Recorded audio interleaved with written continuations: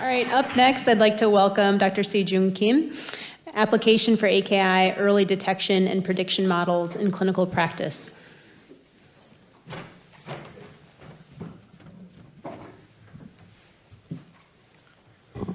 Thank you for your kind introductions. Hello, my name is Se-Jung Kim, and I'm from Seoul National University in South Korea today. Today, I'll be discussing the application for AKI early detection and prediction models in clinical practice. I'm here to share some insights from my experience. There have been successes and setbacks. Fortunately, this conference has provided me with many ideas on how to address these challenges.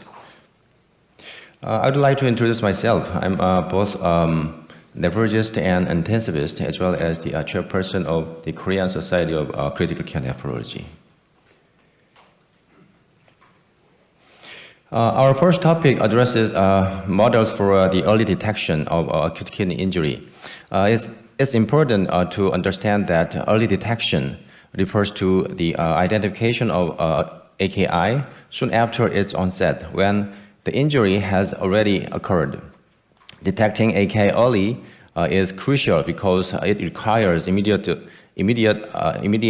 intervention to prevent further kidney damage and to improve patient outcomes. AKI is both a common and costly condition. There's a direct correlation between the rising serum creatinine levels and the risk of mortality. This is data from my hospital in 2012. AKI had almost a 10% incidence rate, and stage 3 survival in medical ICU was under 40%, highlighting that AKI is both frequent and potentially lethal.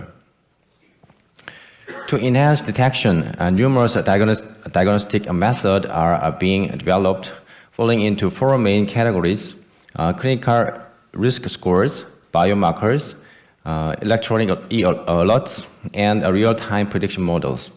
Clinical risk scores are useful before AKI occurs, while electronic alerts can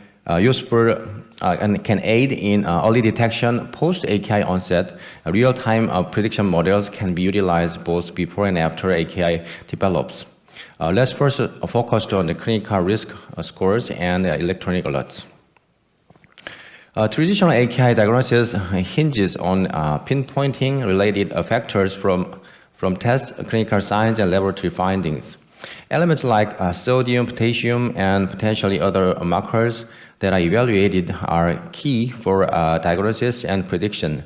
Despite their statistical significance, the individual impact of each in actual patient care may be limited. Their statistical relevance does not always translate to practical utility in anticipating patients' outcome. The focus then shifted to creating risk scores with the most pertinent and influential risk factors. We developed a scoring system that effectively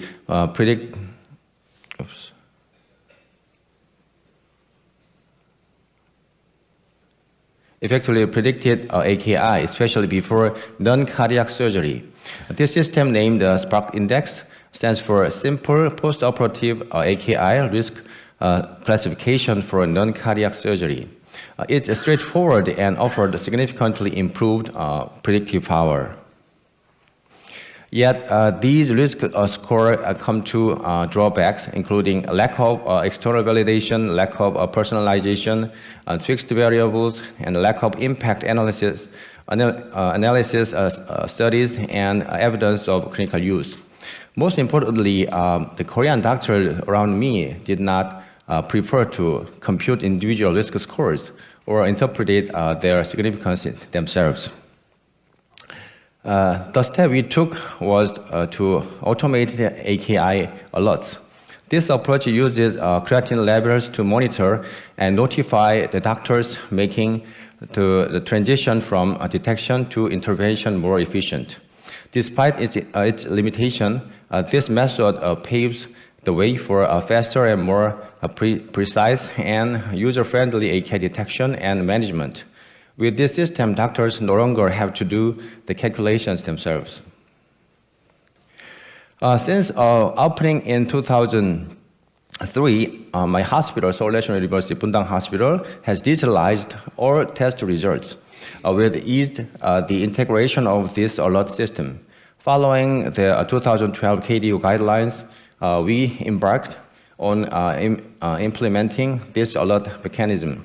That took approximately 2 years to incorporate it into our computer systems, with operating use commencing in June 2014. In this perspective, the medical staff made a courageous choice to deploy this system promptly without any evidence. On our EMR system, enhanced standard alerts by integrating them with recommended consultations. Upon admission, the EMR systems review pre-admission blood tests for creatinine to establish a baseline. Subsequent tests post-administration are compared to this baseline. If the new level meet the criteria for AKI, it sends a pop-up message to the on-duty doctors. This protocol is ongoing at my hospital. The limitation of this system is that the pop-up alerts appears once a day, not a real time, which may place a heavy load in the EMR system. By implementing the e-alerts system, we naturally conduct before and after study. After introduction of the alert system, the odds of overlooked AKI events were significantly lower. The odds of an early consultation with a nephrologist were greater. The odds of these severe AKI events was reduced after the implementation of these alerts. Furthermore, the likelihood of AKI recovery improved during this alert period. Early detection system has automated nephrology consultation approaches, utilizing current resources and collaborative care have proven to enhance patient outcomes. Initiated at Seoul National University Bundang Hospital, this system is now expanding across Korea in hospitals, utilizing the same electronic medical system. Following the implementation of the AKI alert system in 2012, there was a consistent rise in the number of AKI cases reported. However, there hasn't been a further increase in stage 2 or 3 AKI, and the rate of recovery has remained stable. This indicates that the effectiveness of this system is robust and operating independently of the frequency of AKI cases or any changes among the attending physicians. The alert system has been effective in managing AKI by improving detection and facilitating timely care. However, as the alerts are activated only after AKI has occurred, they cannot prevent it. It remains crucial for patients to take proactive actions to avoid developing AKI, even with alert systems in place. Let's move on to the AKI prediction model. The interest in artificial intelligence for AKI is due to several reasons. AKI is common among hospitalized patients. It's linked to high morbidity and mortality rates. Pre-disease data set enabled to prediction of AKI. Standardized definitions help diagnose AKI accurately. And this makes AKI's ideal condition for applying machine learning and big data techniques, offering potential improvements in prediction and diagnosis. So for the study on AKI prediction model, patient data from Seoul National University Hospital and Seoul National University Bundang Hospitals were collected to form a training and validation cohort. About 102 variables were gathered, encompassing a wide range of information crucial for the development and testing of accurate and reliable prediction models. Our approach began with two-stage hierarchical models. First model is prediction of AKI development, followed by the second model, prediction of a creatinine trajectory. Impressively, the model achieved a performance metric over 0.9. Additionally, the root mean square error was about 0.02, suggesting a very minor deviations between the predictive outcomes and the actual observation.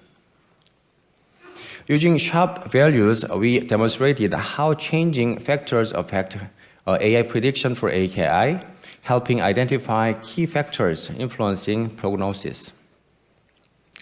The next step is initiating the PRIME trial, which stands for Prediction and Management of AKI with Explainable AI, a randomized controlled trial at Seoul National University Bundang Hospital. This trial utilized a previously developed prediction model. The study design is very simple. The patients are randomly put into one of two groups, the usual care group or the intervention group. The intervention group, we used the system called PRIME solution to help the doctor know if the patient might have AKI within 48 hours and how likely it is. The doctor gets to know if the results are good or bad, and we compare the difference in AKI development between the two groups. However, this trial was withdrawn currently, unfortunately. That was very disappointing news to me.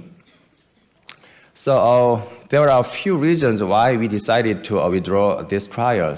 The instance of AKI in the enrolled patients was very low, and most of the enrolled patients were admitted for regular reasons rather than urgent cases.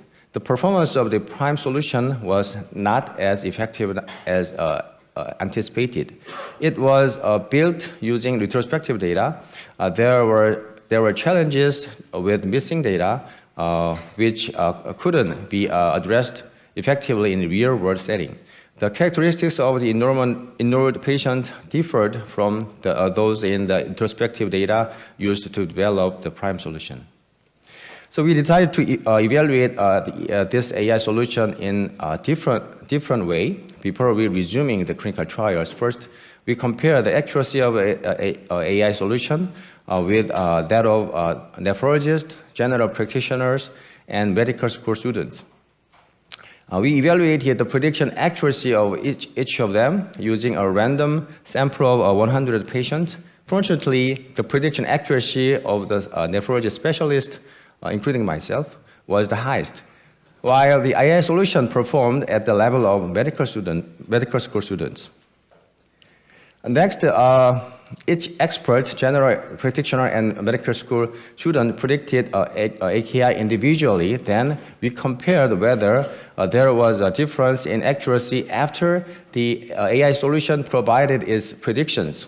While there was a slight decrease in accuracy, there was an improvement in recall.